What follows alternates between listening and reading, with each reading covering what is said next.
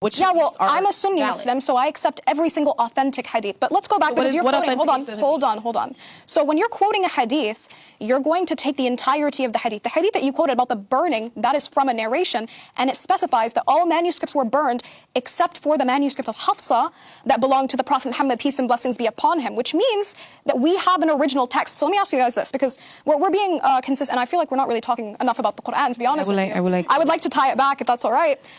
So we're talking, because you brought up the topic of burning and not having originals. Do you guys have an original of the New Testament?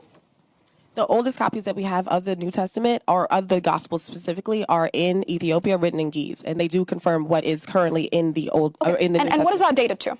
I'm not quite sure. Okay, so the first instance, because we have nothing from the first century of Jesus, the first instance that we get a manuscript of one of the New Testament books, we have one of John that's about this big, and it is a couple of verses from John.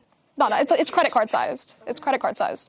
It's P52. Okay. Yeah, that's the first fragment that we get. So we don't have a complete copy until some people say like Codex Sinaiticus and so on and so forth, which is compiled, right? Some manuscripts are from earlier, some manuscripts are from later. But you made a point about not having originals and so on. So how can you have an issue with us having a standardization process that a lot of people, such as textual critics of the Bible, actually praise Islam for and say that Christianity does not have this, but rather Islam does? How can you have a problem with our standardization process when you don't even have a copy of the Bible from the first century and we have the entirety of the Quran from the first century Hijri?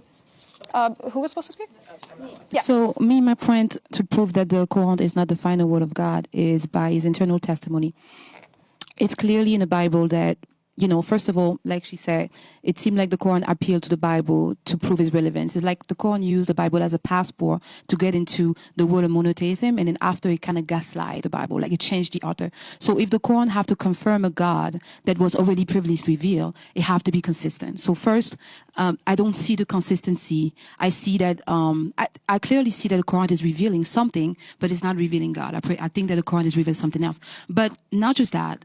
I think in his internal testimony of the Quran. So who was the person that revealed the Quran? If we look at the Bible and the consistency, right? Because God is the Alpha and the Omega, the beginning of the end, which means that he is consistent in his revelation, right? If we look at the way the angel appear into the prophet, it's always making sure that they are not afraid. And when we look at how Muhammad have received the Quran, it sounds more like a demonic attack or possession other than a divine. And number two, I would say psychologically possible, he was illiterate, and someone that is illiterate who don't have a very good time retaining things. So for me, the Quran cannot reveal God because the way it was revealed to the prophet was not aligned with the way God revealed himself to any other. All right, you made two great points that I actually want to address. I'm going to address the second one first, however. You said that somebody being illiterate